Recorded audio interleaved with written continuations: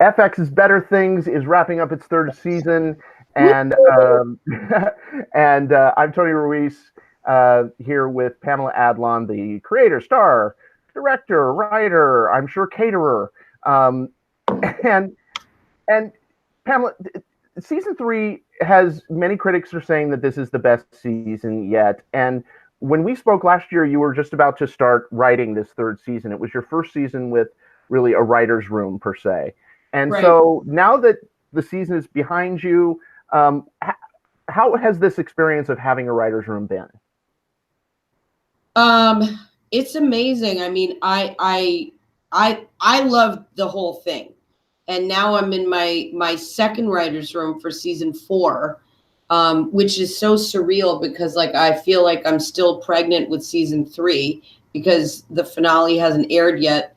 It airs on Thursday. And I'm writing season 4, so like I'm having Irish Twins television series babies right now. But I love the experience. I love saying my ideas that I have into the room and hearing what other people have ideas about, bring into the room, and it's a real. It's a great exchange when people's minds are open and they're turning each other on brain-wise. So looking at Sam's journey this season, did you go into this? What was when you went into the season? What did you go in wanting to explore with her?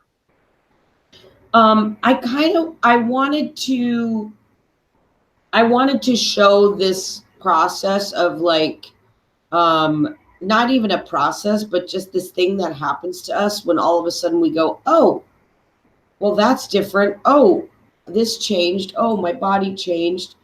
My kids are growing up. I wanted it to be, we originally were talking in the room about, I said, I want to see Max falling apart. I want to see Phil falling apart. I want to see Frankie falling apart. I want to see Sonny falling apart. I want to see Sam falling apart. I want to see Phil falling apart. And then from there, it all became something else. So it's like you see Max going to college and she's going for it. And then you see her slowly kind of chip away and then end up coming back home. But she actually is succeeding in the thing that she wanted to do.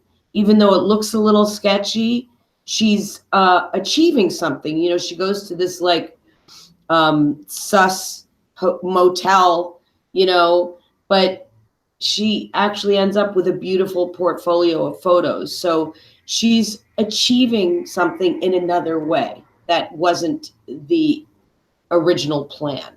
So, you know, then of course the thing with Phil and Duke. So everything that happens to these characters is something that has a big effect on Sam.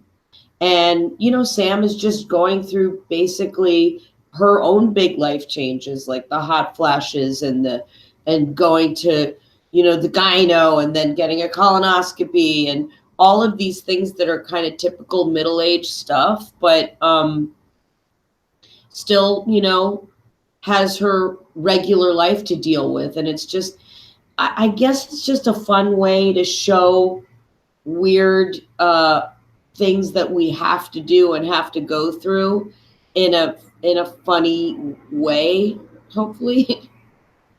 Well, and one of the things that I think one of the highlights of the season for me was the episode where Sam gets together with her girlfriends and just says, at one point she says, you know, I can't remember what it's like to untense. And so, yeah. So, and there's some really interesting dialogue that the women have about all these things that are happening in their lives and saying that there's not a place for them to talk to each other about it.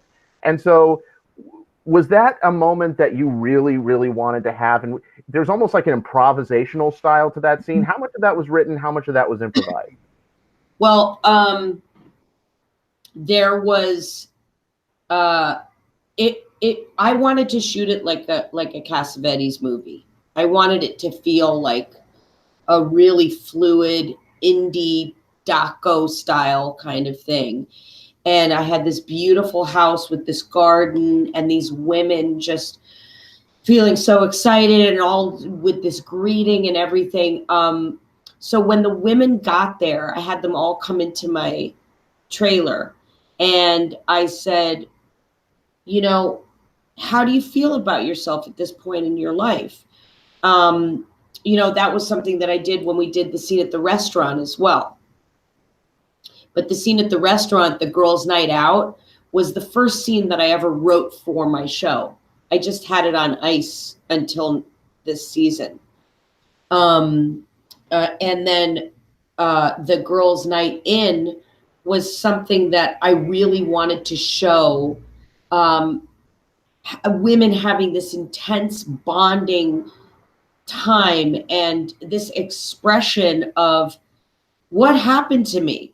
And so when the women got there, you know, I cast Cree Summer, who I've known for, you know, 30 years. We've been doing voiceover for 30 years. She hadn't been on camera in 25 years. And I took that girl out of mothballs. And she is so fabulous. And I didn't know Judy Reyes until I cast her in the show and we spoke, nor did I know Rachel True. And Rebecca was, you know, obviously in the show. So I said, who here's a mom? Who's not a mom? And we all talked about that. And then we talked about our bodies. And then I sat us on the stairs when the sun was going down. I said, the sun's going down. Let's sit on the stairs. And you could see us from behind looking at this beautiful view. And we're talking about our bodies. And we're smoking and vaping and drinking on the stairs. And then we kind of just relax into it. That whole piece was an improv. Then when we got down to the pool, that's all very much scripted. And then there was some stuff that we couldn't get to. So I said, let's talk about being invisible. You know, we did all the scripted stuff. And then I would throw something out to the girls. I would say, talk about how you feel about, remember what you said about this. And, I would throw something out and they would be able to do it. It was an incredible experience because some of the scripted stuff worked, some of it didn't. Some of the improv stuff worked, some of it didn't. And we were able to weave together this beautiful, choppy, and it came out exactly the way I wanted. And then the husband comes home with his stupid friend, and Sam's so like, I don't fucking care about you. And Sam's being sassy, and then to hear her friend say, I actually love my husband. So, you know, it's one of those things. It's like, that's sacred space. It's really hard to get women together to unload. And so the fact that those guys came home early, I just think it's so funny because it sucks so bad. And one of the things that I find so just repeatedly interesting about the show is that you weave this line of the comedic and the real in a way that it never feels like, there needs to be a joke here, or is that, do you write the show just with the emphasis on reality, or do the jokes, how do you craft the comedy in this show? Well, you know, it's hard because I like to go, I love to have all these big giant feelings. And then I'm like, that's not funny. I'm crying all the time. I'm crying because I'm feeling. There's just certain ways to, if you have like a scene and an end beat, you go beyond the end beat. That's what I'm trying to do in the show. And usually when you go beyond the end beat, you feel an extra feeling, and then you go over here, then it's really funny. And it's always like that.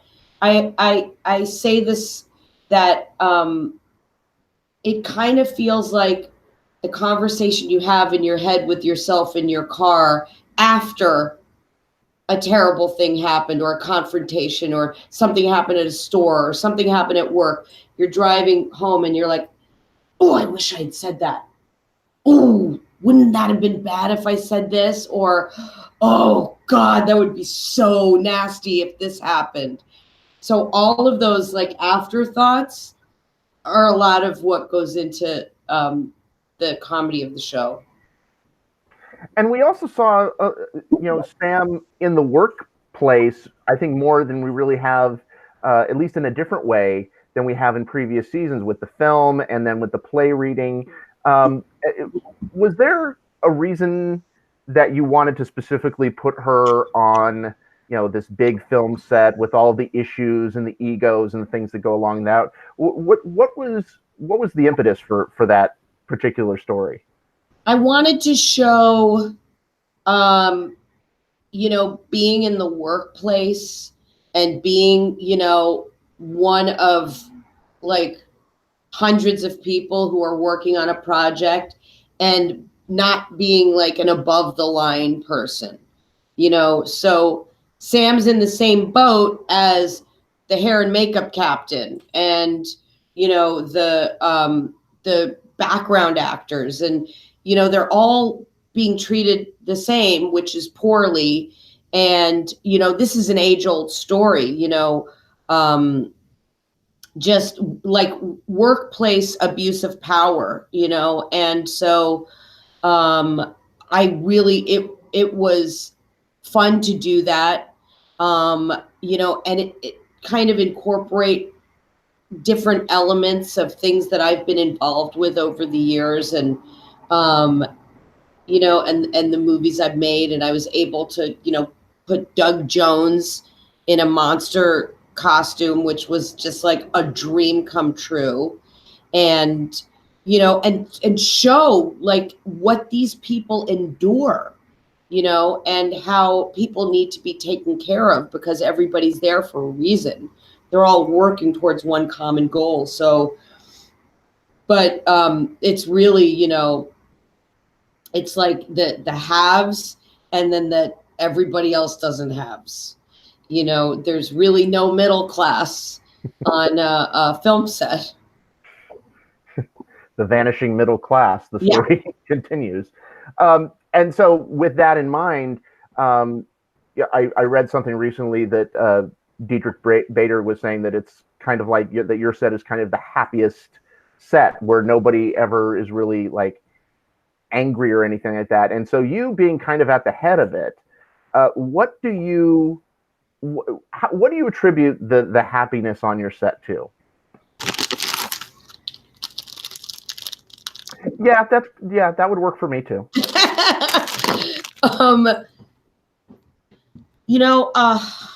I don't want to be there for 18, 20 hours. Number one, I have a family that I want to get home to, just like almost every single other person on the set. Knowing what you want, I know what I want. I'm open to collaboration. I feed my crew 4 times a day. That's a big one. I get the fruit guy. I get the taco man. You know what I mean? Everybody feels taken care of. Everybody feels heard. It feels very safe. It just, I've been on a lot of sets, and I know the feeling I want to have when I come to work. So, and also I'm a mom. So if I'm having a party or I have an office or I have a set, I know what I want to do and how I want to make it feel to make people feel comfortable there to operate at their highest level. What are just purely from an acting standpoint, you're 3 seasons into this, you're working on your 4th season. What are the most challenging scenes for you just from an acting perspective?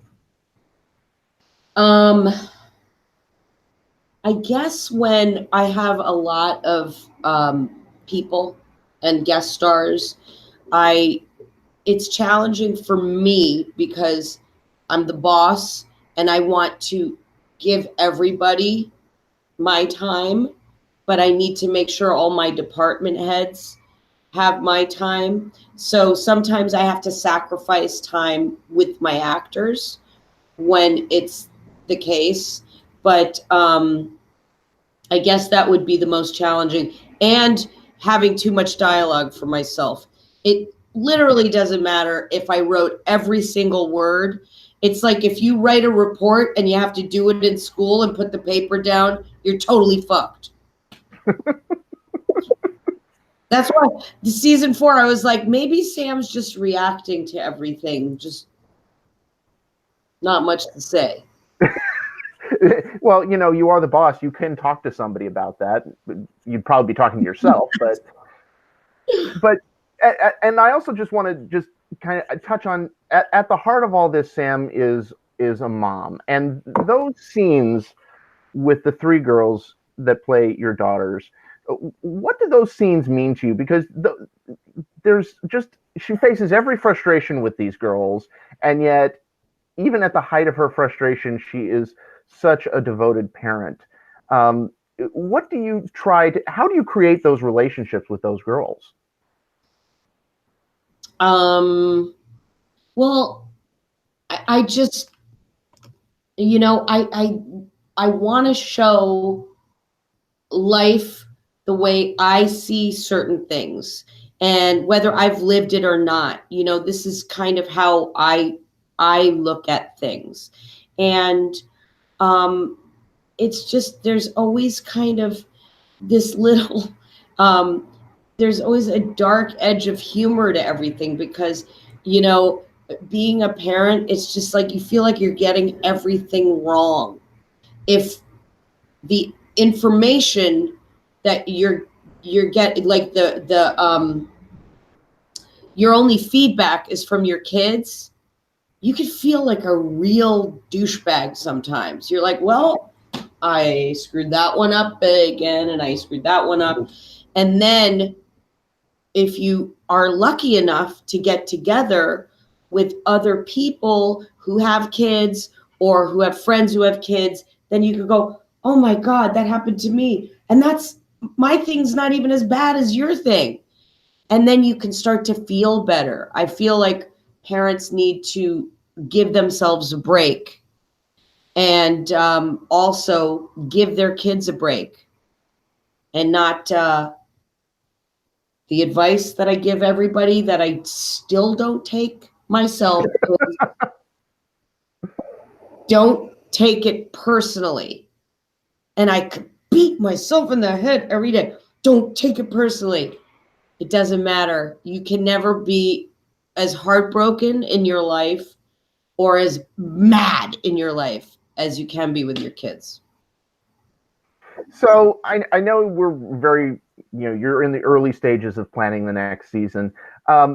Where would you like to see Sam go in the future that you can share? I don't know. On a lunar mission? Because you said in the future. I don't know. I'm 2 weeks into the room and I'm trying to figure it out. I just, at the end of the day, it's one foot in front of the other, and keep going. Keep the anxiety away. Stay positive. Stay gold, pony boy, Sammy boy. I don't know. I mean, I'm trying to figure that out right now, though. But we have a theme. I have a theme. That's good enough for me. Pamela Adlon, thank you so much. Is that it? Yeah, we're at the end. I mean, everybody go to goldderby.com, make your predictions for the Emmys, Oscars, Tonys, and subscribe to our YouTube channel so that you can see more chats with the tastemakers of Hollywood. Pamela, thank you so much. I'm a tastemaker.